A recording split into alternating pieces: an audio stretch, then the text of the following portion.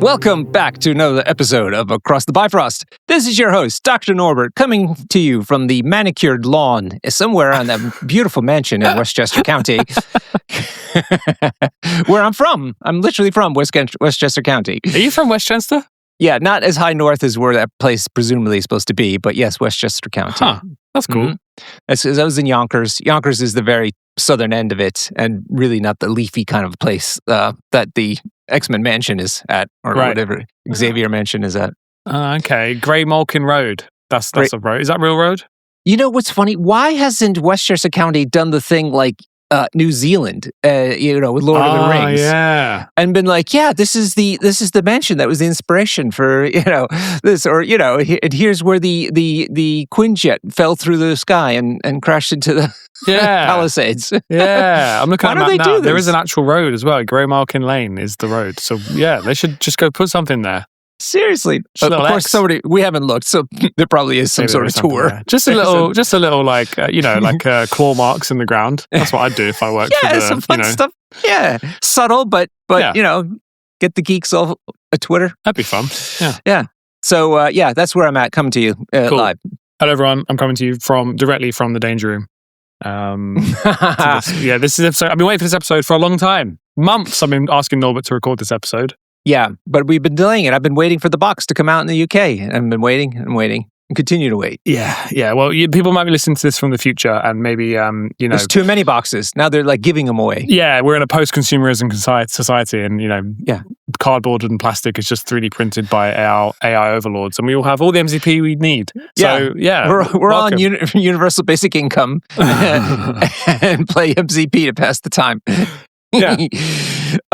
Speaking of free boxes, do we have an X-Men box to give away? Oh, you know what? If we do, it'll go straight on Patreon. But we currently don't have one. I've asked for one every month from Asmodee, and they won't give. Well, it's not they won't give it. There are none in the UK, so we can't get one at the moment. But we're doing this like generic giveaway stuff now. So I have a bunch of boxes. We just gave away a Valkyrie and Warriors 3 box on Patreon today.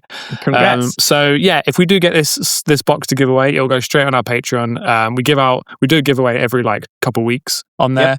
Sometimes character boxes, sometimes foil cards. I'm giving out blue dice today. Woo!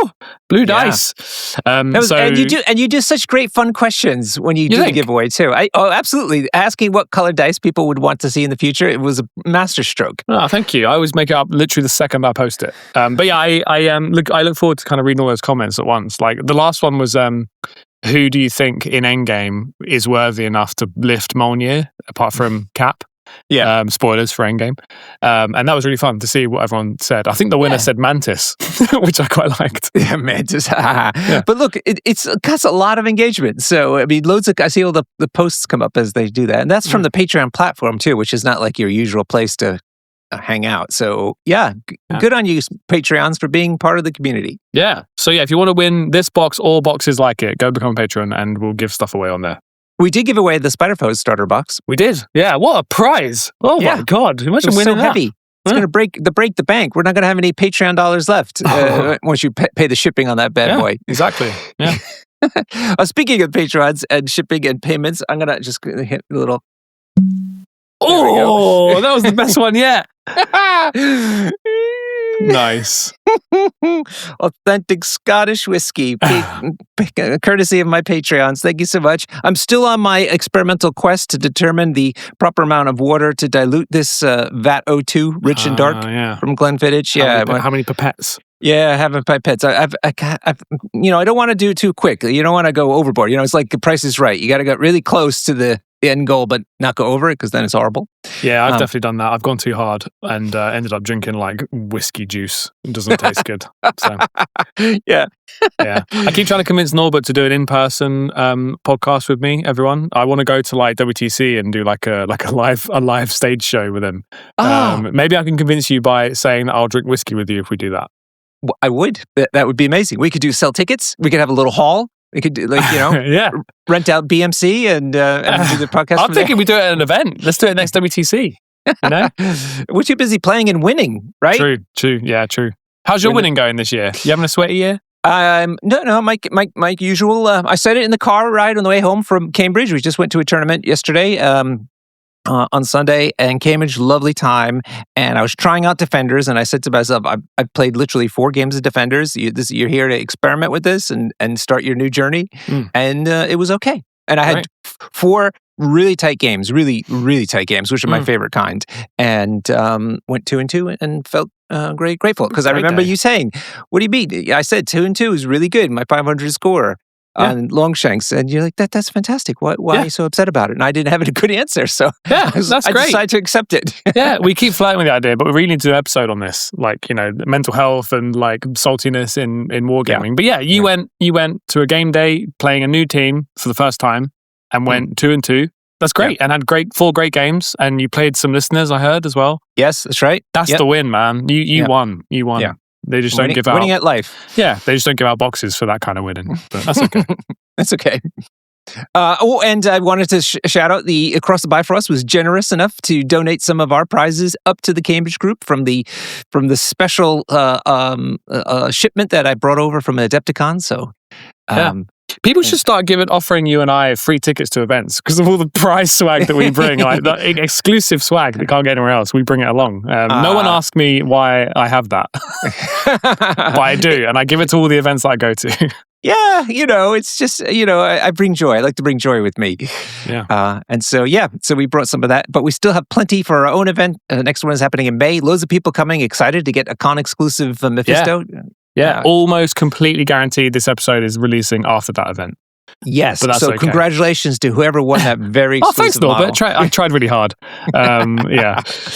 I think that we should just sort of do a general shout out for Across the Bifrost events. I've been talking to a lot of people recently after the Adepticon kind of confusion with like round timers and forced draws and all this stuff. I've had a few people say that they're really glad that the Across the Bifrost events never really have that stuff. Nice. I guess because we probably have more of a, I don't know what it is. I'm not going to speculate here. But yeah, we have a nice, clean, friendly run of our events, and I'm very proud of them. And they're getting bigger and bigger, and our events tend to get upwards of 60, 80 people now these days. So yeah, if you listen to this, check out whatever the next Across the Bifrost event is, and you should totally be there.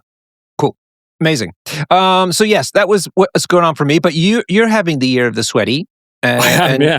Which is great news. But you, in the past, have also been quite sweaty with the X-Men.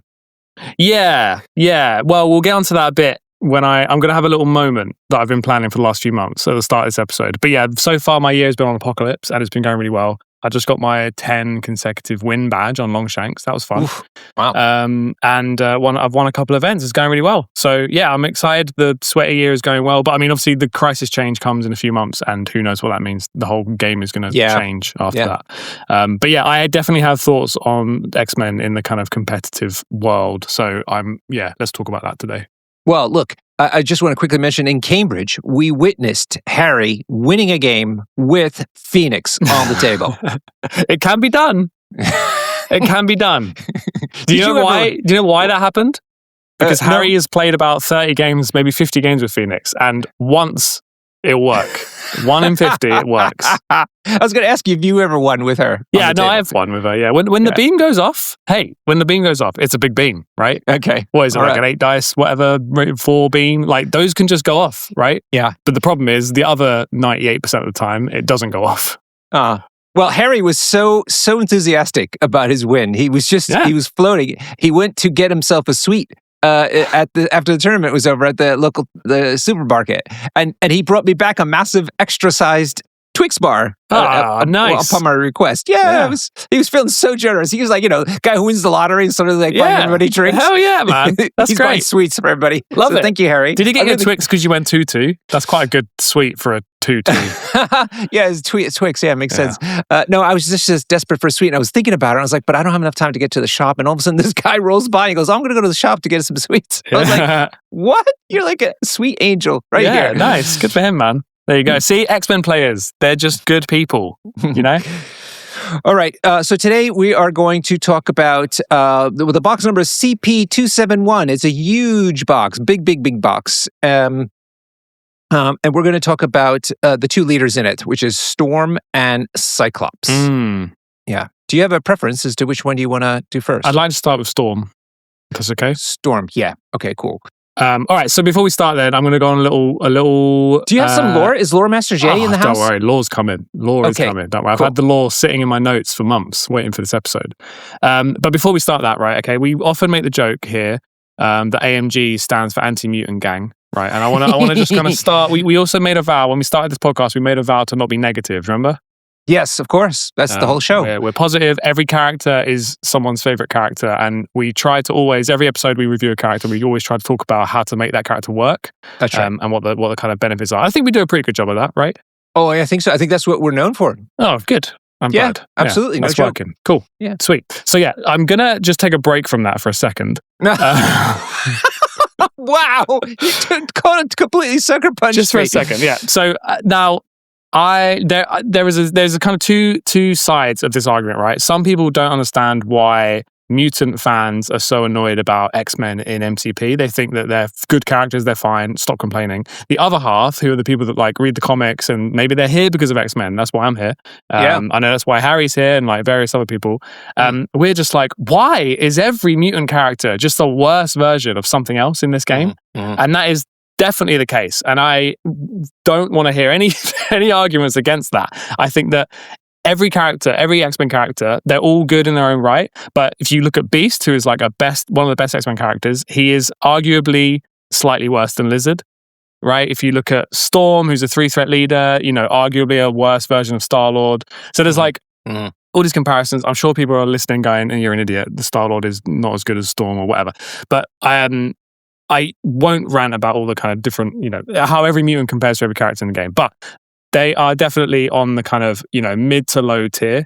And we're seeing that at the moment. At the time of recording, because this may change, right? But at the time of recording, X-Men's win rate is the worst it's ever been on Longshanks. Yeah, Storm, Cyclops, and Xavier are in the like low 40% win rate.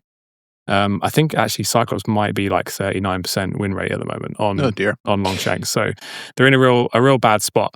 Well, could I say like the reason is that they're individually worse than like say comparable characters because AMG is trying to make them feel like a team, like that they only get good if they're a team. 100%. Yeah, completely get it. I definitely think that's the goal. And I actually really like that. I agree with that. That's how they should feel and that's how they should play.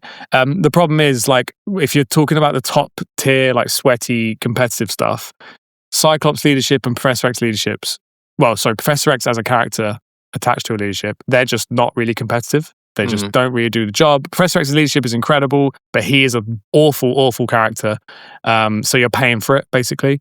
Cyclops is a very unreliable character, which is completely not like what he is in the comic books or TV show. And his leadership is arguably the worst in the game. So, yeah. But Storm is where it kind of shines, I think. Storm is where it's really competitive. I love Storm. I'm planning on potentially taking Storm to WTC this year. No way, really? Yeah. I believe in it that much. Okay. But then you say about the models that kind of come in as team players. So yeah, that's cool, but it means that you only end up playing Storm, Beast, maybe Nightcrawler. Iceman, I think, is incredible, but that's kind of it. So when a character like Angel comes out, who's like comparable to Vulture, right, which is not very good, he just doesn't make it. That's some kind of slap fight there, and that's really interesting. Right? Vulture and Angel facing off on the table. Yeah, exactly. Who can suck a horse? Yeah. And then, you've got like Bishop, who, has had a rework, but, doesn't quite work. At least when he first came out, he was basically useless. Jean Grey and Phoenix are, Jean is an iconic character. Phoenix is one of the most popular comic book stories ever, right? Yeah. And Phoenix is the worst character in the game by far. Completely unfunctional, doesn't work, just is actively playing against you. Jean Grey is like fine, but mostly a liability. Shadowcat, I think, is completely off theme. I will. Okay, I'll grant you that. Shadowcat is like a weird, like punchy. Logan's character. okay. Like Logan's fine. Gambit, yeah, he's okay. Gambit is good now. Yeah, that's fine. Won't argue with that. I think Honey Badger's great if paired with X-23. X-23 is phenomenal. So I've got no complaints there. She's great. And then you've got like the iconic aspect where I think that people come into this game. This is where my beef is, right? I think that people come to play a Marvel game because they like either Avengers Web Warriors, or they're like Spider-Man, or they're like X-Men, right? Maybe they're like Fantastic Four, and we'll get them one day. I don't think there's many other. Maybe there's the odd person who sees this game and goes, "Oh my god, I can be Rhino and Craven! Like I'm going to come play that game. That's cool. Good for them." But X-Men are a big draw for this, and I think it's actively bad for the game that they suck. Yeah, because you come in and go, "Oh, I'm going to play Cyclops," because I've just seen X-Men '97 and he's a boss, and you come in and it's awful. Let's do the other side of the equation though. Yeah. What if you're a developer? You know they're super popular. So you phone these ones in so you can spend more time on the other characters that are not popular but are good in the game. What does that even mean? What are you going for? No, I'm just saying, like, you don't have to spend that much time making these guys good. Oh, I see, right. Yeah. Well, I just think that it's just good for the game and everyone's vibes. If, like, imagine... No, I agree with you. I agree with you. Right, AMG, I've often said, if you replaced Baron Zemo's sculpt with Wolverine, I think there would be less complaints. I think people will be like, yeah, it's Wolverine. Of course he's great. I played Shatterpoint, right? Shatterpoint, Anakin Skywalker just got buffed, and he's by far like the killiest, coolest thing in the game. Well, I'm not a very good Shatterpoint player, so to me, I think he's the coolest thing. I played a game against someone where he like one-shot 2 characters in one turn, in a game where you're only supposed to attack once, by the way. And I was like, it's Anakin. And my opponent was like, yeah, it's Anakin. Yeah, fair enough. Like, there was no salt. He was just like, yeah, it's the main character. It makes sense. And I think that if Baron Zemo was Wolverine, we'd all be happier. So, yeah. Okay, we're going to do this really quick. There are 23 characters in the faction currently. I'm going to give the Lore Master J thumbs up, thumbs down for each character in turn, and we're going to count up. There's an odd number, so some faction will win. Either they're okay or they're not okay. All right? Yeah. Okay. Cool. Do I say why, or am I just giving a thumb? No, it's just too little time for that. Nope. Okay, cool. Ain't nobody got time for that. Okay, all right, so my left hand will be the not so good, and right will be good. Angel. Terrible. Okay. Beast. Fantastic. Okay. Bishop. Very awkward, not good. Okay. Cable. Awesome. Okay. Colossus. Troublesome. Mid. Let's not count him. No, he's in the middle. No, we have 23. We got to make a choice. Down. Slightly down, yeah. Wow. Okay. Yeah. He becomes tanky on his injured side, which doesn't work in MCP. Yeah, I know, but you're right. He is like really on the edge, so it's a shame because he's otherwise the kit's like so cool. I play him in Apocalypse. 100%. Yeah. Cyclops. If he hits his triggers, he's amazing, but he often doesn't, and that's bad because he should be very reliable because that's the character. So thumbs down. Domino. Thumbs up. Good. Yeah. Emma. Thumbs up now. Yeah. Okay. I know, but yeah. But and besides, remember, this is it's just an uncanny X-Men. Okay, but yeah, yes. Emma is dangerously edge on the being broken. Holy crap, she is not easy to play against now. Oh my god. Gambit. Good. Even in X-Men. Good point. Actually, yeah, he's fine. Okay, let's give him a thumbs up. It's a gentle thumb up. Yeah. Okay. Honey Badger. I love her. Most people don't. I think that most people would thumbs this down, whereas I would thumbs it up. This is Lore Master J segment. Okay, I'm gonna say thumbs down for the consensus. Wow. Okay, bowing to consensus. Okay, we're at 5-5 right now for people keeping score at home. Iceman. One of the best characters in the game. Thumbs up. People are absolutely sleeping on him. Jean. Awful. Awful. Thumbs down. Logan. Not good since he lost exceptional healing. Thumbs down. Oh, it's a fair point. Okay. Magic. Not in... Magic Apocalypse. Thumbs up. Magic literally anywhere else. Thumbs down. Yep. Nightcrawler. He dies too easy. Thumbs down. Phoenix, we know. Worst character in the game. Professor X. Second worst character in the game. Oh dear. With an amazing leadership, but thumbs down. Psylocke. Fine. Yeah, thumbs up. Okay. Rogue. In the right leadership, thumbs up. She needs a lot of power. Yeah. Okay. Shadowcat. Massive thumbs down. Storm.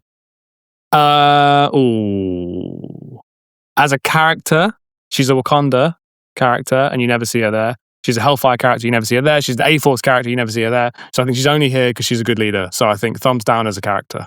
Wow. Okay. Wolverine? I mean, he's fine. There's like 10 other charged characters you choose over him, so thumbs down. Wow. And he can't score on his injured side. Thumbs down. Yeah, that is really bad. X-23. Amazing character. Yeah. Thumbs up. Well, the final score is 5. I don't have a lot of fingers. 5 and 10. So 14 thumbs down, 9 thumbs up. Well, that's closer than I thought, to be fair. Yeah. Yeah. What do you think? Does that feel accurate to you? Yeah, more or less. I quibble here and there maybe, but not, yeah. No. Okay. So, closer than I thought, but for being that iconic, like if you compare that to the Web Warriors, right? They're basically all thumbs up. There's a couple thumbs down. And keep in mind, all the thumbs up ones don't necessarily work well together, right? No, well, that's the thing. If you want to play Storm Leadership, it's only like 4 of those that work with her. If you want to play Cyclops, it's like 3 that work. And Professor X doesn't even work without some of these characters. Like without Magic Nightcrawler, you can't even play Professor X's leadership. So it's just super awkward. Yeah. Okay. And also, what makes a character good in MCP, right, is that they get splashed everywhere. What was the last X-Men character you saw getting splashed?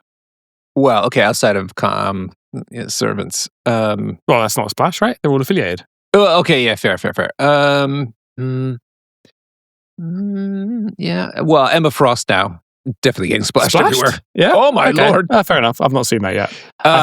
Angus is playing her in Convocation, and it is devilish. Yeah, because of the bump. Yeah. Oh, it is not fun. Okay, cool. That's great. I can see that. I think Iceman sometimes gets splashed under Amazing Spider-Man. Okay. X-23 maybe here and there. Yeah, maybe in the killy lists. Yeah. But there you go. That's it, right? Whereas you compare that to like another, like Web Warriors get splashed everywhere, Avengers arguably get splashed everywhere. So yeah, I just think that, iconic character, IP, branding compared to strength of character is just way off with X-Men. But yeah, anyway, I'm sure there's loads of people angrily disagreeing with me. So where is this thesis going? You've laid out your arguments. Let's tie it together. Well, I'm basically trying to say that I just wanted to get it out of the way. I just wanted to say it. And now we're going to talk about this is a therapy session. Well, it doesn't feel right me doing like the Across the Bifrost way is to talk about how each character shines, right? And how every character is someone's favorite character. So I'm now going to go through every character in the starter set, including all the Brotherhood characters, and we're going to talk about how great they are and how you can make them work no matter what, right? But I wanted to caveat this whole thing with X-Men are in a bad spot, I think. And if you're a new player coming in, your instinct is going to be to grab Cyclops and roll a bunch of dice, and that may be fun, but you're not going to win much. And that's okay too. You're not here to win. You're a new player. You don't expect wins, right? You're just that's fine. Playing a little cinema of the mind on the table. And that's totally cool. Do that. Play Cyclops, Wolverine, Rogue every game. You're gonna have a great time. It's gonna be awesome. But if you wonder after a while, well, like people, a lot of people come to me for X-Men tips, right? We've got a lot of new players now at our weekly game nights in London, and people ask me for tips on Cyclops, and they're basically already playing the perfect roster. Yeah. And they're playing, the perfect roster for Cyclops, and they're playing it right. They're making all these attacks, and they're just not winning. And it's because the leadership's just bad. It's like working against you, And if Cyclops doesn't roll a wild every turn, he doesn't do enough. Yeah. So yeah. Anyway, but you mentioned. Hold on, you mentioned my win rate. Let me drop a little kind of flex on you here. Okay. Across, I recently did my 50 games with Apocalypse. On my Longshanks, I had 50 games with Storm X-Men. I only play Storm X-Men, by the way. And the win rates are the same. So I'm 80% win rate on both of those. So I do think that the 40% win rate on the X-Men leaderships on Longshanks is misleading. I think there's a lot of new players coming in and playing it. Whereas you've got like myself, Joe Manji, like there are really good X-Men players, and you can get massive win rates with Storm. She's amazing. Yeah. But I just think that disparity is not okay for a team like X-Men that are definitely bringing people into the game, especially with this new starter set. Yeah. What about Brotherhood of Mutants then? I don't see them faring any better, right? They're fine. I mean, they're like I don't actually know what the numbers are there on the win rates, but like they're fine, right? I think I'd see less Brotherhood on the table than I would see X-Men. They're not very popular. Yeah. So is it a mutant thing? Anti-mutant gang, right? It's anti-mutant gang, yeah. I mean... Maybe Brotherhood is slightly different because, like, I think Juggernaut is exceptional. Mystique's pretty great. Well, we're going to do that. We're going to do that when we come to that half of the box. So we're going to save that game for that. Yeah, good point. We've extended this already by 25 minutes that we shouldn't have. But the gist is, like, I think if you're coming here to play X-Men, welcome. I'm glad you're here. I hope you found this episode in like 2 years' time and you've grabbed yourself some MCP starter sets and you've come to listen about X-Men. I just want to caveat it at the time of recording, it's not looking great for them. There are stamina updates coming in the next few months, right? And I would bet a lot of money, Norbert, if you're willing to take this bet, I'll do it now. I'll bet a lot of money that basically every mutant will get more health. stamina updates. Because they said 85 characters were going to get health. 85%, yeah. Yeah, so I think we should also, when we're reviewing these characters, not focus on the stamina so much. Let's talk about their like defensive tech, because I reckon there's no character here that is going to stay at this health in the new world. If nothing else, you get some sweet new Patrick Baum art. I'm looking at right now. I bought my starter box just for the new card art. Is that bad? Is that nerdy? Where did you get yours? I have a source. Okay. No, I had to get it from America. I bought it off someone. Oh. Amazing. Right. So is Lore Master J done? Yeah, sorry about that. Quick side tangent. I'm done now. Maybe Lore Master, though, could explain why Storm is in 4 factions: Uncanny X-Men, A-Force, Hellfire Club, and Wakanda. Hellfire Club in particular. Yeah, Hellfire Club's a weird one. I mean, that's an affiliation list that they kind of threw together, right? And the characters they chose to be in it are slightly odd.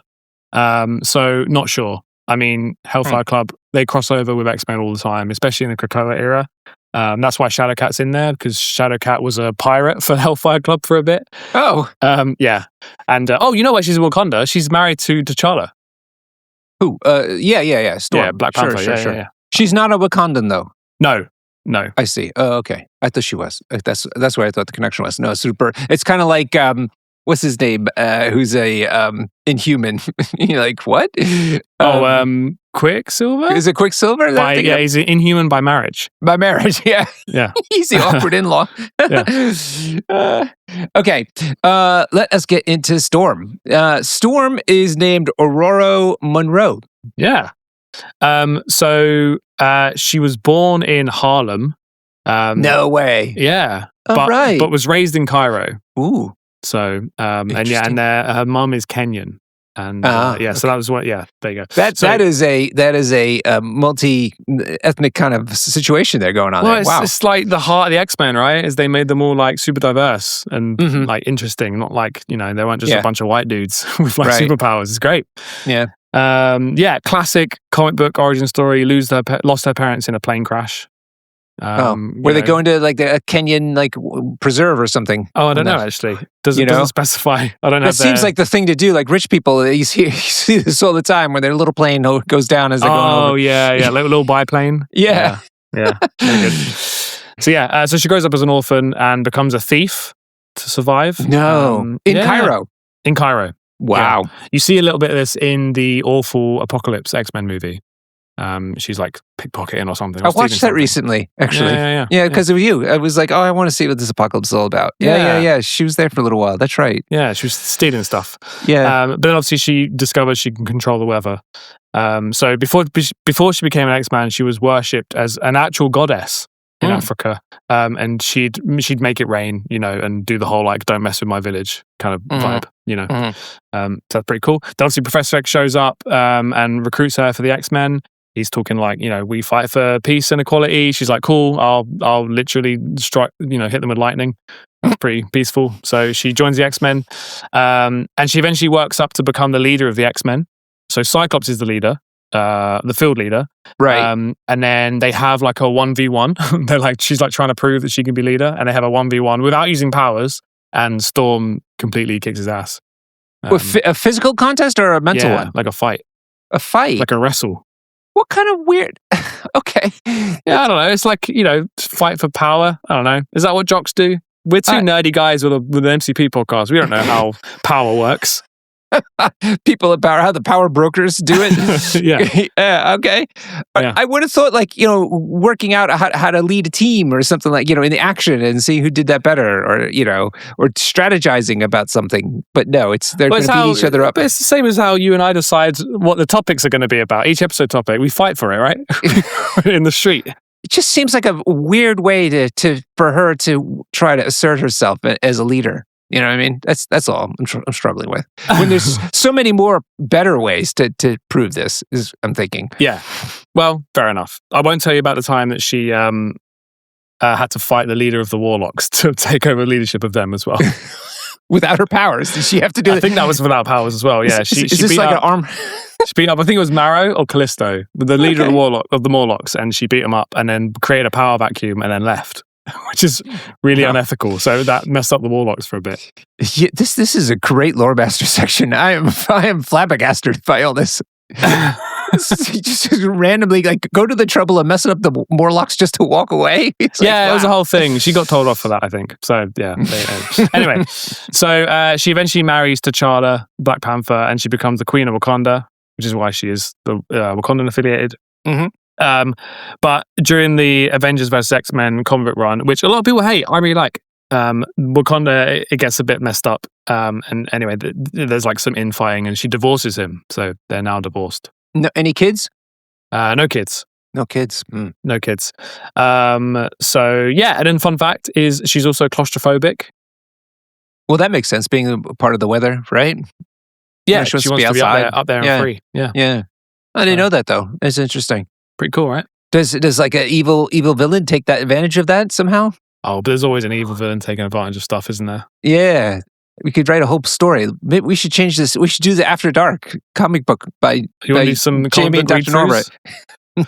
Yeah, there's in the animated series, she's always getting put in like boxes. Like, phone booths and stuff. Okay. Yeah. All right. I didn't know that part. That's great. I mean, interesting. Yeah. All right. Cool. So where is she today after that sordid history? She's leading the X-Men.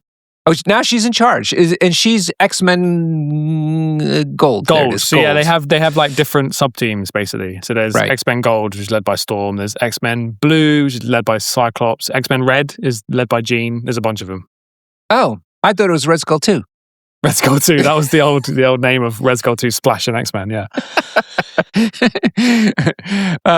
What other colors are there? Good question. I don't know. It is red by Jean. Okay.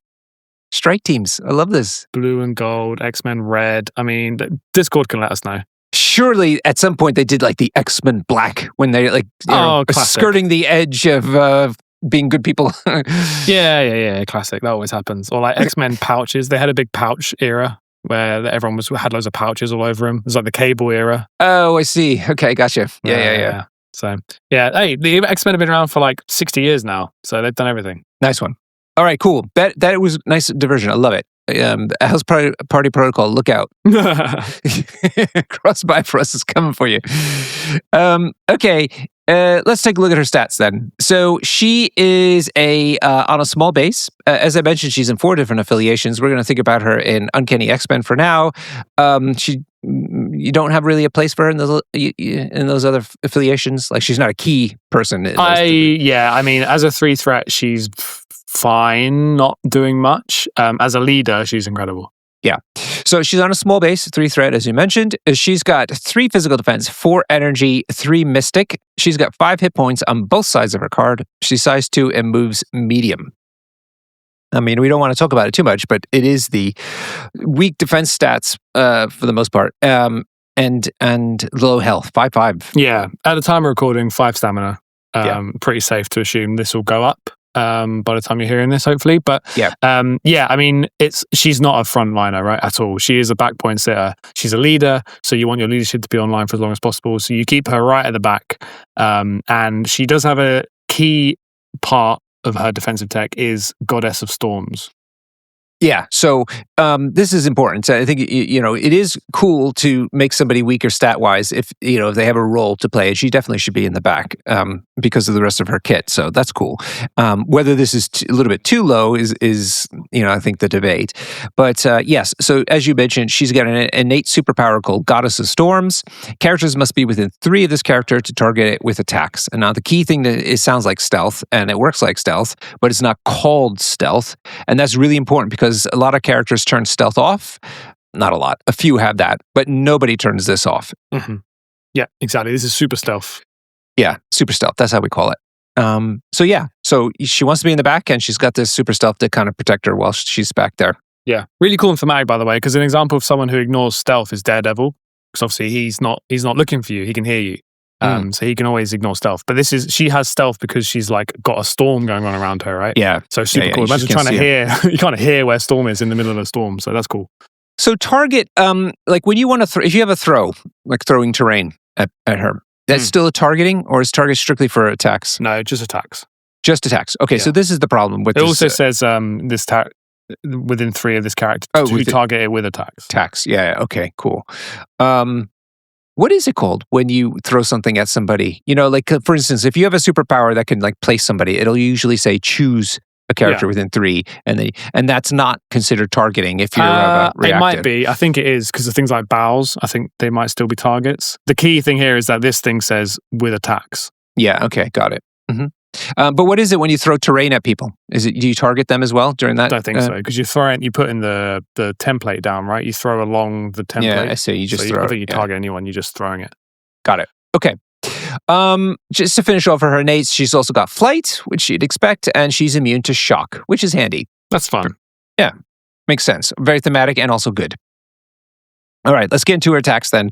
She's got 3 of them, actually. The first one's an energy one called Lightning Bolt. Yeah. Range 4. There you go. Range 4.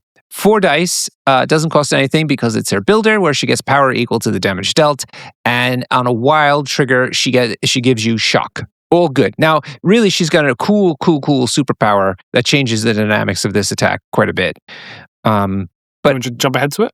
Yeah, let's do that because it doesn't come in play straight away. It takes her, she basically gathers momentum, which is kind of like gathering up the storm before it's really active, Yeah, so exactly. Yeah. So it's okay. Sometimes, you're just looking for the shock early game and that's enough. So it's not bad that just tossing 4 dice at that point, but she does have an active superpower called, where is it now? Eye of the Storm. It costs 2 power. During the next attack action made by this character this turn, add 2 dice to its attack rolls. And because she doesn't spend power very well otherwise, this is really great. You tend to be able to do it at least once every activation, sometimes twice. So now you're throwing 6 dice for a 3 threat. That's amazing. Yeah. And the key part here is that it's range 4, so she's firing outside of her stealth range. Yeah. So you stay, good point. Yeah. you stay range 4 from someone. You're shooting them, and they can't shoot you. Right. So it's very good. So yeah, I mentioned before she's a back point sitter. Storm's play pattern tends to be just firing lightning bolts out from the back point. Yeah, which is great. So I'm going to call people's attention to the exact words here. It says attack action. She gets these 2 dice attack action. That means if it's a beam or an area attack, spoilers, all of those attacks on each of the targets in those beams or area attacks will have the 2 extra dice, which is when she really gets bonkers. So let's talk about them. The next attack she has is a physical one now called Ice Blizzard. This is a beam. Look at that. Beam 3. 4 dice, possibly 6. That doesn't cost anything. After each attack is resolved, if it dealt damage, the defender gains the stun special condition. This is great. Yeah. Super good. Yeah, pretty good. I don't use it very often. Mostly because I need Storm to be saving her power for her throw, which we'll get to in a minute. But I can see this being good. If you've got 3 people lined up in a beam, sure. If you've got power to make this a 6 dice, that's pretty great. Yeah, I agree. Totally. And each one. Amazing. Okay, then she's got her Spender. It's also a physical attack called Hurricane.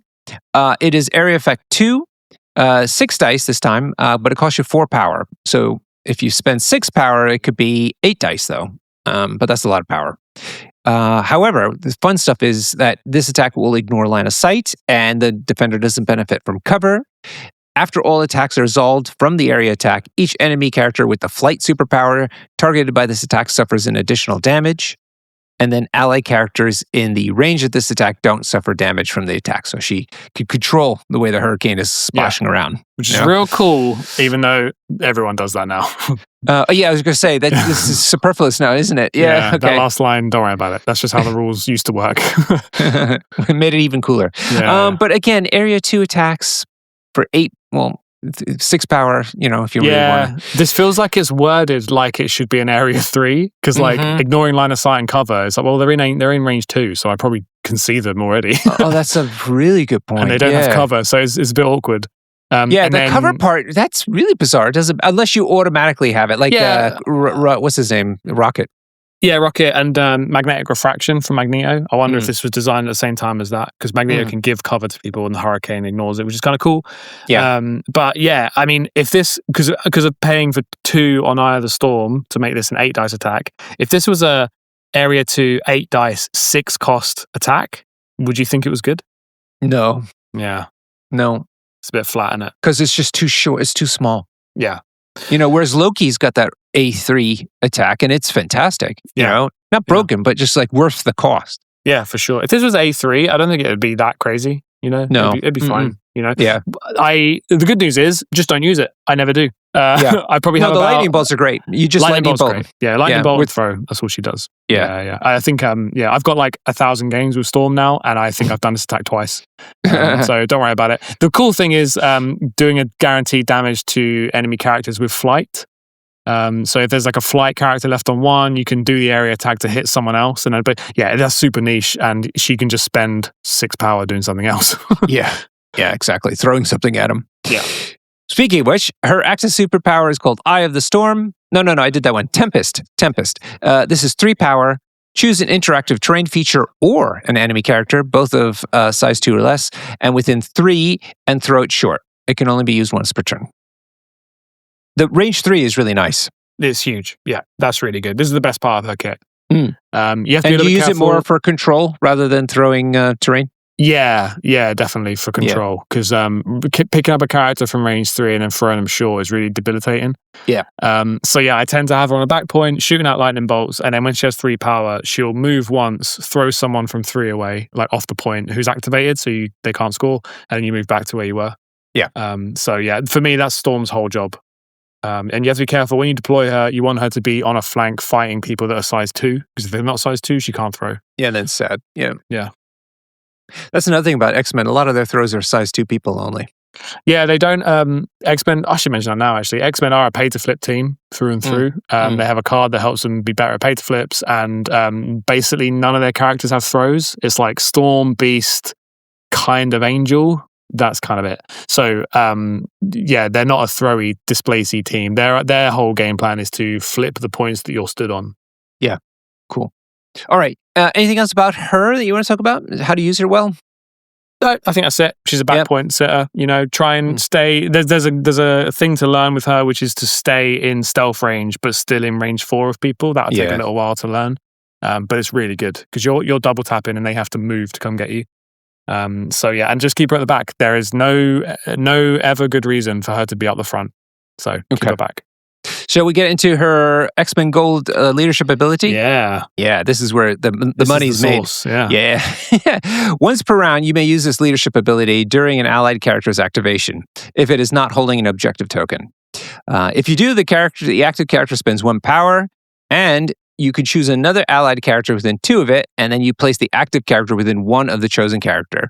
This is basically known as the X-Men Hop. Storm Hop. Storm Hop, even. Sorry. Storm Hop. Yeah. So basically, go on. No, whoever's active, if you have a buddy within 2 of you, and that can happen at any time during the activation. It could be right at the beginning, or you can do some stuff and be near somebody and then bounce away off of them. They can be dazed. Yeah, if they're a dazed ally, you can still jump off them. Yep. So you have to. This is where the magic, and when I played X-Men, I loved it for this reason. Is that this is a really good brain exercise to decide, how best to use this hop and set things up for the hop, and again, being able to use it in between. And you can perplex your opponents so many times. I got compliments from my opponents about not seeing an angle that I pulled off. Oftentimes, trying to run away for reasons. And often to get to points, like you said, to do pay to flips and things like that. And so that always felt great when I was able to pull something like that off. Yeah, 100%. It's a real rewarding leadership. Like I say, I've got 1,000 games with Storm, and I'm still finding new ways to use it every game. I think it's the reason I've played them for so much, because there's always something interesting to do with it. It's great. They displace one of your killers. You can just move someone up to help them get back and hop off them. And it's amazing. Also, it's not dependent on being an X-Men, so your splashes will get the benefit of this too. And so the dream is always to hop off of large base models for fun reasons, or vice versa. Yeah, exactly. So, there's, we could do a whole episode. I could probably do 2 episodes just about this leadership. If you want to learn more about this, there is Vodka Blitz has a blog called MCP First Class blog. That's where I learn all of my Storm Hop tricks, because there's loads of like round 1 tricks you can do and all kinds of things. And obviously, I've written for Goonhammer, who are now rebranded. Actually, did you know this? They're now called Tabletop Battles. So if you just Google Tabletop Battles X-Men Storm, you'll see a bunch of articles that I've written about how to use Storm Hop. So there's 100 different things you can do with this thing, with this leadership. We won't go into it now. Okay. There's a second half of this leadership, which is there's also more? cool. Yeah, there's more. Whoa! Yeah, totally worth it. Additionally, when an enemy character targets an allied character with an attack, if the enemy character is not within 2 of it, the allied character can reroll one of its defense dice. And that happens as many attacks as coming in. Yeah. So it's really good. Yeah, this is good. It's do you know what I think the theme is of this? I think it's that Storm has like filled the battlefield with like clouds and fog, yeah, sure. You know, it's cool. Yeah, totally. Yeah, totally. Really fun. Love so it. yeah, this is the same measurement as cover. So if you're getting attacked from within 2, you don't have cover. And it's the same with this leadership. But that means that if you're being attacked outside of 2, you have cover plus this leadership. Yeah. So you've already blocked something, then you roll your dice and you get a reroll. So it's great. Yeah, it's very good. It's not like super clutch, but across the course of a game, it's going to prevent, say, 3-4 damage. And that's, for X-Men, that's really good. Yeah. Be careful though. Don't get excited. If you have cover, make sure you save one of your dice that is cover eligible and not re-roll that one, because then it could roll into a skull. Yes, and then it's not cover or a save anymore. Yeah, exactly. Yeah. Sometimes I got excited early on. I was like re-rolling stuff. I didn't need to. I got this already from the cover. Cool. Yeah, great stuff. So she makes the faction loads of fun. Yeah, she makes it loads of fun. She's the most competitive. I know that every podcast has hot takes and everyone thinks about the game differently. I'm saying with a lot of confidence that this is the only competitive leadership in X-Men. Okay, but there's the whole Cyclops contingent out there. Yeah, there's people on our Discord that say Cyclops is better. You're just absolutely wrong. I'm sorry. I'm not being very across the Bifrosty when I say that, but yeah, sorry. The leadership is not as good as Storm's. You've reached your limit. All right.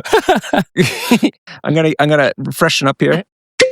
Oh, they're getting better. You're getting really good at it. I know. Nice. Well, while you pour that quickly, I'll just throw out a comment about Professor X because he won't be brought up in these episodes. Professor X's leadership. No, he's not in the box. No, Professor X's leadership is phenomenal. By the way, it's great. It's probably better. I reckon it's better than Storm's. The leadership's amazing, but he is a terrible 4 threat who does nothing on his turn and doesn't contribute to his leadership at all. So. At the time of recording, anyway, who knows? Maybe something will change. But you're discounting that he can move medium, sir. Yeah, that's just the best thing about him is the thematic fail that he has. The dude in the wheelchair can move medium. Ridiculous. I could have a whole episode about Professor X where I complain as well. But no, his leadership is phenomenal. He is awful, so it's a net negative for your team. Storm, if Storm has a terrible game and doesn't contribute anything, she's still a 3 threat. So she's still bringing a great leadership. Just on 3 threat, and then you have an extra threat to spend on other characters doing stuff. So, yeah, like I say, I could talk about that leadership forever. I'm not going to, but go and do some research if you're interested. You should play Storm. It's really fun. All right, let's move on to Senior Scott Summers. Yeah, let's do it. Do you want some lore? Yeah, let me hit me with the lore because, where did this guy come from? Why is everybody always hating on him? What? Right. Well, let me skip forward to that. As a person, he's always getting like a patsy, constantly being. Yeah. So this is every X-Men fan's nightmare. Is this podcast because he's been done so dirty in the Fox movies. He was in a weird love triangle with Wolverine, and he loses. He gets killed off screen in X-Men 3. And in the comic books, people having issues with him as well. He had a weird villain arc after X-Men versus Avengers. People think he's boring as a character. In MCP, he's actually just a joke. People in a lot of the comics, he's one of the coolest X-Men. And you've seen X-Men 97, right? And X-Men 97 was totally a reaction to this stuff, I think, where they would in the first 5 minutes, they were let's show you how absolutely awesome Cyclops is. And he's the leader of the X-Men. He's great. So we're going to see a lot more of that in media, I think. Here's my sneaky suspicion is in Doomsday, because we know that Cyclops is in Doomsday. We're going to see him. We're going to see him go absolutely off. He's going to go nuts. He's going to have one of the coolest. Yeah, he's going to have one of the coolest scenes in the film, and they'll be like, "There we go, we made up for it." This is all films. You're saying in the comic books, it's not like this. In the comic books, he's badass. Yeah, most of them. Yeah, because he's the X-Men field leader. He's great. He could his optic blast can bounce off walls. He's a master tactician. He trains in the danger room all the time. He's obsessed. He has this funny moment where he calls one of his plans Plan 1 and Plan 2. And someone's like, don't you mean plan A and B? And he's like, if you call them A and B, it suggests you only have 26 plans. So he's classic. Great. He's awesome. So he's completely like just wrong in this game. If you play Marvel Champions, Mike DeLuca from Danger Room Podcast told me to play Marvel Champions to get my Cyclops fix. He feels like he should in that game, where he's just leading the X-Men. He's like a tactical genius. He's constantly like telling people what to do. Yeah, he's better than Captain America in leading a team. And we just don't see that much. I think so. I think he's definitely more tactically, I don't know, proficient, aware. Yeah, for sure. Yeah. Well, he's not. He just trains a lot. He's genius. He's been trained by Professor X. He's been doing this since he was a teenager, and then he's fighting for mutant rights as well, which is way better than fighting for freedom. So right? I got the sense that he, as opposed to the other ones that are like ragamuffins that Professor X has to kind of fish out of the gutter. He somehow was. Who have you picked up this week? He seems like somebody who was there from the start and was just, a mutant, and loud and proud. Yeah, well, I mean, he takes it really seriously, like Professor X. And I'm going to give you some backstory, which will shock you in a minute. But he in the normal timeline, he's one of the first. He's in first class. He's in the first, one of the first 5 X-Men, and Professor X puts him in charge, and he takes it really seriously. And that's one of the complaints about him, is that he's a bit of a Boy Scout. Like he's a bit of a goody two-shoes. Like he's lawful good. You know what I mean? So that's a fair complaint about him. But you can't question his ability. There's just so much cool stuff he does in the comics. After the House of M, where Scarlet Witch basically removes like 98% of all mutants, Cyclops becomes really cool in my eyes, where he just becomes completely like no nonsense. He's like, no, I need to defend these last I think it's the 198. There's 198 mutants left. And Cyclops has to defend them, and he's super serious. He doesn't mess around anymore. He forms X. Go on. Did he retain his powers, or was he? Yeah, he kept his powers. Yeah, okay, that was a funny comic book moment where it's like 98% of mutants have lost their powers, except the cool ones. So like Wolverine's still there, Cyclops is still there, Emma's still there. But and he reforms X-Force in Uncanny X-Force, and he's like, I'm the head of mutants now, and I need to go and talk to the president about mutants, but I still need people to be killed. So he gets X-Force together and tells Logan, like, I need you to go and murder some people without Wolverine's like, okay, you've changed. Yeah, so he's great. He's really, really cool and done really dirty in most media. And he has no physical capabilities other than his eye beam. He trains a lot. Yeah, he's like a martial arts expert. Yeah, he's just he's an MMA fighter basically. Yeah, but about those beams, you want to know about them? Yeah, you told me something that I didn't understand about him a long time ago, actually. Yeah, so I think it's now been retconned because people didn't like it. But there was a funny moment where his beams, he doesn't just shoot lasers from his eyes. His beams, his mutant power is that his eyeballs are a portal to a dimension made of only energy. And people didn't like that because it's a bit silly. Yeah, so it seems unnecessary too, right? Yeah. Like, why did we need that extra? Just shoot lasers, man. Yeah, exactly. But you know the thing about Superman as well, how like Superman isn't super strong. He has perfect weight distribution powers. You know about this? No. Because if Superman picks up like a battleship, right? You're a scientist, you understand. If you pick up a battleship from that like focal point of a man's hands, then it would fracture in half, right? The boat would, right? Yeah. So because Superman can pick up battleships and they don't fracture in half, it means he isn't strong. He's actually just distributing the weight across it perfectly. That's the power. That's the power, I gotcha. Yeah. So sometimes comics get too realistic. When I grew up, we would have debates about something else that Superman... Well, that's getting cut, Norbert. Yeah. No, come on. I didn't say the rest of it. I'm just saying it was a Generation X thing. You are the reason comic books were shunned by society for decades. We had to live under the comic book code authority. Yeah, you did. And there's a reason why. Because of that dirty mind of yours. Get back in the gutter. Me. People were telling me this. I was just absorbing it. Get back in the gutter so Professor X can scoop you up and put you in his school. All right, so we'll leave that for a Patreon episode. So that debate. Right, I haven't even started my Cyclops lore segment yet. Can I get on it, please? Yeah, okay. So how did he start? So he shoots beams out of his eyes. He can't control it. That's why he has to wear that visor.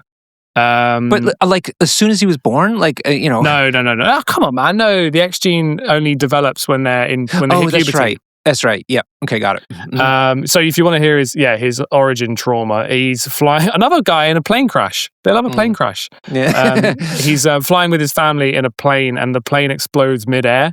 And his parents push him and his brother, who is Havoc, who we're about to get right in June. Okay. He's coming to MCP. Okay. Out with a single parachute, and they survive basically.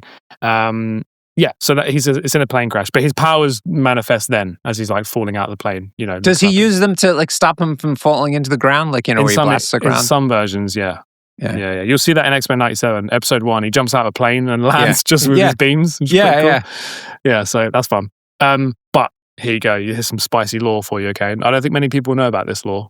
So there is a third brother of the Summers, Gabriel Summers. Oh. Right? He was an original X-Men member. Wait a minute, he wasn't in the plane? No, he wasn't in the plane. I think he was introduced later. He was like the Home Alone kid. He was left behind. Yeah, they forgot about him. Yeah, he was fighting robbers back at home. Laying out traps. That's how his mutant powers manifested for the trauma of the robbers. Okay. So he was an original X-Men member. Now that's before the first class that I've been talking about. So they revealed in the comics that there was another group of X-Men before Cyclops' team, and they got sent to Krakoa, and they all got trapped there. It was like an island that stopped their powers from working, whatever. So the Professor X put together another X-Men team, which is the first class that we know that had Cyclops on it and Beast and whoever else, and sent them to Krakoa to go and fetch this other team. And they went there and they found that the team had died.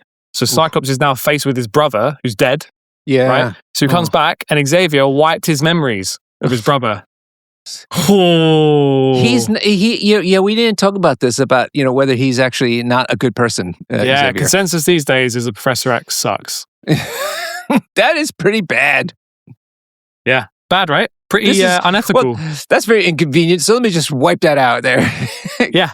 God. I think there's a famous comic book panel. What is it? Shadowcat calling Professor X something. What is it? Someone in Discord goes, "Oh, Professor Xavier is a jerk." Is a famous comic book panel. So you can say I could have written that a little stronger, but okay. Dodgy. Anyway, and then Cyclops' love life, right? And here's my defense of his mystic defense. I think is wrong in this game, right? Because his the love of his life is Jean Grey, right? She's a telepath. Right. We all know that story. He watches her die. She comes back. He ends up marrying her clone, Madeline Pryor, and then cheats on her. That was crazy. It's cool. Right? X-Men 97. I was like sitting there going, "This is not a little kiddie show. This is really serious dark stuff." Yeah, and he has an affair with her, a telepathic affair with her while he's with Jean. Yeah, I know the whole thing. Wow. So that's 2 telepaths that he falls in love with. Then he ends up falling in love with Emma Frost, who's also a telepath. They also have a psychic affair while Jean is still technically alive. Oh my Lord. Yeah. But that's the Cyclops I know, is when he's with Emma Frost. And I really like that era where they're kind of both leading the school together. I think that's really great. But anyway, my point is, his mystic defense, right? He clearly has a weakness for telepathic ladies. His mystic defense should be 2. Yeah, I agree. Right? This seems like it's not a type. It's maybe he's being manipulated. Yeah, right? Or his mystic defense is 4 because he's hung out. He's had so many psychic affairs. He knows his way around, the astral plane or whatever. Yeah. Should be 4. It shouldn't be 3, I don't mind if it goes up or down. It just shouldn't be 3. Yeah. I take your point. Yeah, exactly. Yeah. It could go either way. Yeah. So, there you go. There's a bunch of stuff. He's a Boy Scout that people tend to not like, but they're wrong. But you're saying they don't like him even if they're comic book fans? Or is it I think that comic book fans like him more because they've seen him do really cool stuff. Yeah. He's genuinely really cool in the comic books. I haven't actually read anything where he's lame. Right. It's mostly the Fox movies where he's lame. Yeah. And I think X-Men 97 was a reaction to that, and he's super cool in that. And Doomsday, I think, will be the same. So, I think now is a good time to invest in Cyclops merch. I think he's about to get really cool. I don't think Disney are going to do him dirty again. I think he's going to be really cool. Cool. I'd like to hear that. All right. He is only affiliated with the Uncanny X-Men, although you'd be excused if you thought he was part of the Steve 3 Avengers team. I just threw up a bit in my mouth. Yeah, you're right. Cyclops' best self is under Captain America. And that is horrific if you've read the comics. That is the worst possible outcome, but he is his best self under Steve 3. You literally did a spit take into your sippy cup there when I said that. He's on a small base. And he's called Scott Summers, who apparently has two brothers. One that we're going to get and one that's dead. Sad. Yeah. Wah, wah. Do we know that guy's alter ego name or like his superhero name? Gabriel Summers. I think it's X-Man. X-Man. Okay. Genuinely, I think that's his name. I could be wrong. Hold on. Gabriel Summers. Oh, there's Vulcan. Vulcan. That's a good name. Yeah. Shame. Okay. He's got some great stats. He is 4 physical, 3 energy, and 3 mystic. He's got 6 hit points on both sides of his card, which is impressive as he is a 4-threat character. He's size 2 and moves medium. So we talked about his physique, so that's where he gets the 4 from, just like Hawkeye. In the danger room. Yeah. 6'6" is really great. Although he got this tweak in the last round of updates, didn't he? No. Was he always 6'6"? Yeah, he's been 6'6" for a while. I actually think he could go up 1 or 2. Sure. Yeah, I think they're trying, but that's in general for 4 threats, so that wouldn't be surprised. Yeah, exactly. Yeah. I think if you compare him to Yondu, who is a similar play style to him, kind of like a ranged hit and run guy, Yondu just went to 7'6". So I wouldn't be surprised if Cyclops went 7'6" too. He might go 6'7" though. 6'7". Don't start with that. You never know. 6'7". 6'7". I hope all the Gen Z people out there are enjoying the show. There are no Gen Zs that play MCP. It's an old man's game. Come on now. Oh. Okay. He's got loads of cool abilities. Let's talk about his attacks first. He's got an energy attack called Optic Blast. This is range 4. Nice long range. 5 dice. Oh, 5 dice. X-Men attack. It doesn't cost anything because it's his builder. He gets power equal to the damage dealt. He's got 2 triggers on this one. He's got a wild push. So before damage is dealt, if the defender's size 3 or less, you can push it away short. If he gets a wild and a hit, he's got speed of sight. After the attack is resolved, this character may make an additional Optic Blast attack, but you can't target the original target character, and it doesn't have speed of sight. So it's rapid fire, but you have to target somebody else. Yes. How often do you have seen this go off with the wild hit? It's very rare, right? I don't know what the maths are on that. It's very rare. But, I mean, you'll have whole games where it doesn't go off, and then you'll have games where it goes off 4 times. Yeah. The ceiling on this attack is enormous. It actually might be one of the best builders in the game if you get that trigger. Yeah, and if you're pushing damage through each time, right? Because you're generating a bunch of power. You can potentially attack 4 times with this, but a wild hit trigger on 5 dice is real hard. The problem is the 5 dice. But come on, you've been the dice master the last few episodes. Come on, crank it up. Crank up the old dice machine. Because that's not hard to do this one. This one's easy. Come on. Dice calculator, Jarvis protocol, attack roll, 5 dice on a wild hit, 41%. So a little under 50-50. Which, to be fair, to get another free attack is quite good odds, actually. The problem is, I'm cursed with knowledge. I've seen what can happen when he hits it. And he does 3 damage he's like, wow, I've got 9 power. This is great. And it's just very unlikely, Yeah, but this is why he works under Steve 3's leadership. Yeah, under Steve 3, you can get this trigger basically every turn. Well, help the people understand how does that work. Steve 3, if you roll a hit in your attack roll, you can spend 1 power to turn another dice to any result. So if you roll 5 dice and get a hit, which is way more likely, that is 80% likely, then you pay 1 power, you get the wild, so that gives you the push and the speed of sight to then attack again. Yeah. So under Steve 3, he's basically guaranteed to attack 3 times a turn, maybe 4. Mm-hmm. So he's amazing under that leadership, which is horrible. Okay, he's got a spender, also energy called Optic Devastation. Ooh, that's good. It costs 4, but you're getting a Beam 5. Wow. Whoa. Beam 5. That is literally money. That is the biggest attack range in the game. Hawkeye's got his single plink at 5, sure, but this guy's got Beam 5. Wow. Beam 5, 7 dice. And it's got wild suppression trigger. After each attack is resolved, the defender loses 1 power for each wild in the attack roll. This is nice, but whatever. It's whatever. If you're hitting them with a beam 5, you want to be doing damage. You're not trying to control their power. Yeah, exactly.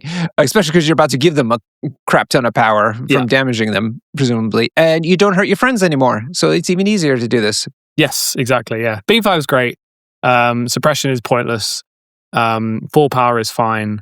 I don't know how. I mean, maybe you do this if there's like 4 targets. You think?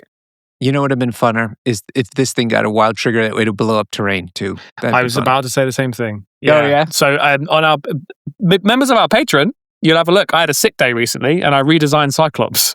Oh, did you? Put him on our Patreon, and I changed this to "Get Off My Lawn," which is a very good Cyclops scene. If you want to go look that up, that's really cool. I've got it framed on my wall, Norbert. I've got that comic book panel framed on my wall. Nice. But I made it more like Whisper from Black Bolt, because the theme of this, right? The theme of Cyclops is he's very controlled, right? He's very in control of the situation. He knows exactly what he's doing. Everything is pinpoint accuracy. Yep.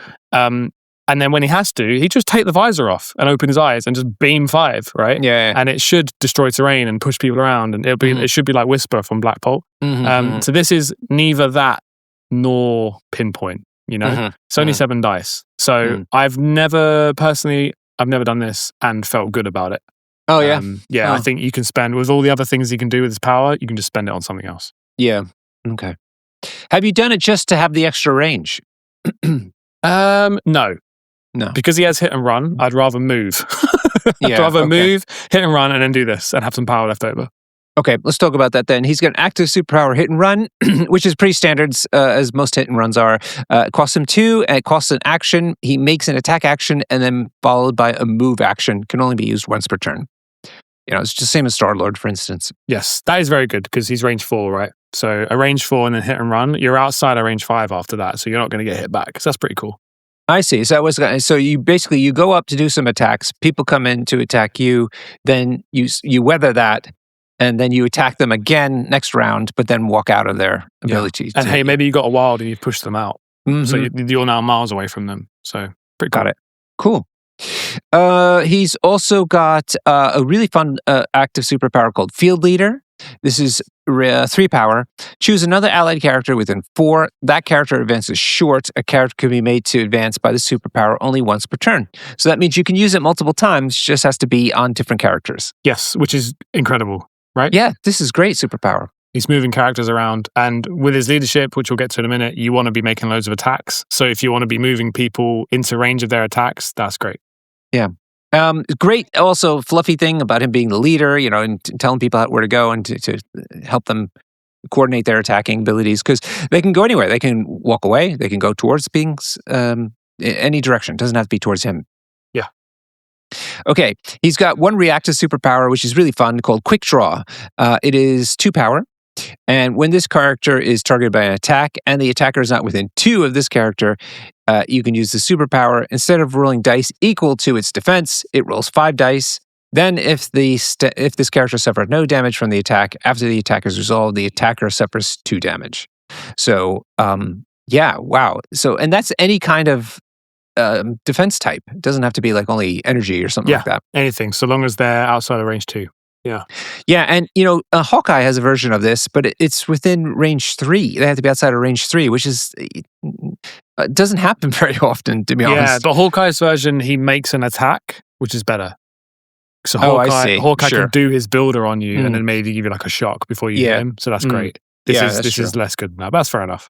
This is fine. I played against AJ, who was playing a lot of Cyclops last year, and I got killed by this more times than I would like to admit. Oh, yeah? Because if you do no damage, he does 2 damage back to you, which is really great. And hilariously, you can play Xavier's Dream with this, which is a card we'll cover in a future episode, but basically it's an X-Men card where you can pay a bunch of power and take no damage at all. So you can pair that up with Quick Draw, guaranteed to take no damage, and then hit them back for 2, which is pretty great. I see. Yeah, because it needs you to not take any damage back. Yeah. Wow, that is pretty clever. Love that.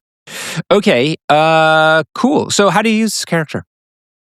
You roll dice and you pray, Norbert. Yeah. You pray for wilds, and 1 in 4 games you're going to get him, and you're going to feel incredible. And you'll be like, it's like I'm watching the show. He's great. And then the rest of the games he won't roll wilds, and he'll do nothing. So you play him a bit like Storm. I think you throw him on a back point, and then every now and then you run up, shoot someone, hit and run, hope for a wild. That's kind of it. Oh, Field Leader is huge. Field Leader is like you'll constantly find good ways to use that. Especially if you pair them up with characters like Wolverine and Rogue who have charges. You can give them a Field Leader short move, and then they can charge and do a lot of damage, sort of kind of out of nowhere. Sure. But he needs power, and he only gets it from his optic blast. Exactly. Yeah. Well, if you look at our Patreon, I changed his builder to be like Iron Man 2's builder, which is if you do no damage, you gain 1 power. Regardless. Yeah, because I think that's kind of cool, because then it means his worst turn possible is he starts the turn with 1 power, then he does 2 optic blasts that both whiff, and he can afford 1 field leader, and that feels fine, right? For a leader, I think that's fine. Yeah. But yeah, you're hoping those builders go off. Okay. His leadership is called X-Men Blue. This is when an allied character deals damage to an enemy character with an attack. Another allied character within 5 of the attacking character may gain 1 power after the attack is resolved. A character may gain only 1 power as a result of this leadership ability per turn. I think this would be okay. I think the major complaint, which I can understand, is that it has to be within range 5, which sounds very generous, but honestly is kind of a nuisance.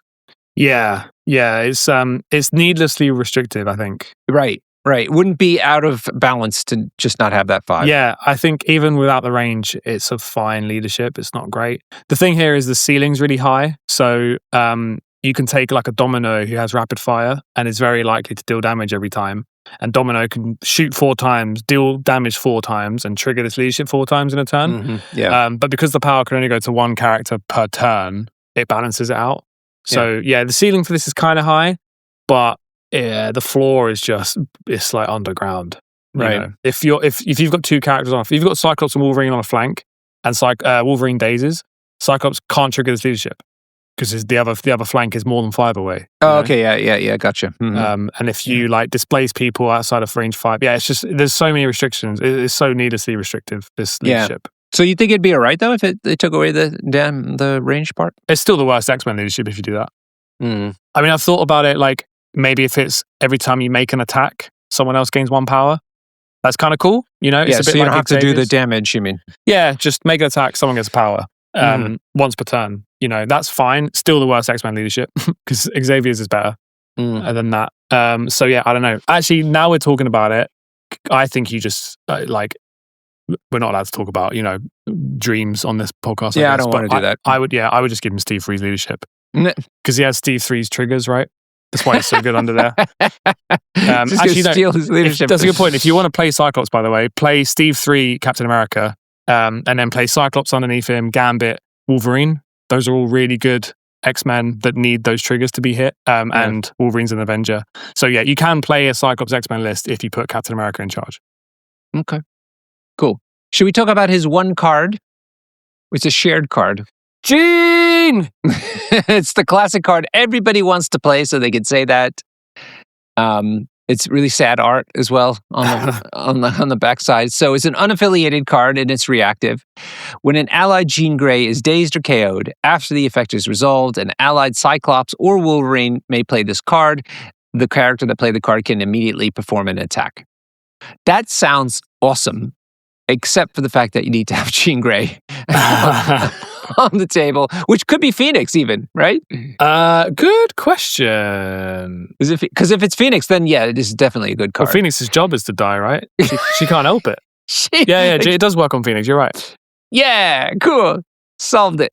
Yeah, I mean, the problem here is it's Cyclops or Wolverine can make an attack. So it's like you're picking one of them. Yeah. Their attack is just going to be 5 dice. Yeah, and it's not Logan either, right? It has to be Wolverine. It has to be Wolverine, and he's not... Wolverine's whole thing is that he wants to charge and then count wilds as double, so he can't do that. So it's like, okay, cool, you can play this card and Wolverine can do a spender, which is fine. It's whatever. This is taking up a tactics card slot in a list where tactics card slot are an absolute premium because X-Men cards are amazing. So just put it in your collection. One for the kitchen table. Yeah, where you can impress your friends with your Gene impression. Okay, cool. Should we go into our Sleeve It or Heave It? Sleeve it or heave it. Sleeve it or heave it. Take it or leave it. Sleeve it or heave it.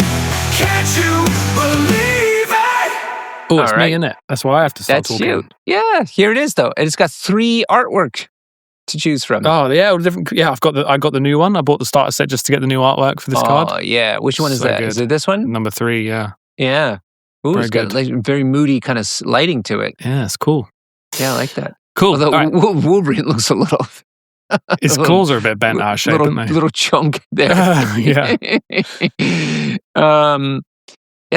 Yeah, look at that. Great art on the Psylocke. Yeah. So this is To Me, My X-Men. So this is an Uncanny X-Men affiliated card. It's active, which means it has to be your turn. A character with an Uncanny X-Men leadership ability may spend any number of power to play this card. See why I picked it for this episode? Okay. It's got 2 leaders. Right. Makes sense. Very clever. For each 1 power spent to play this card, 1 allied Uncanny X-Men character may advance short towards this character.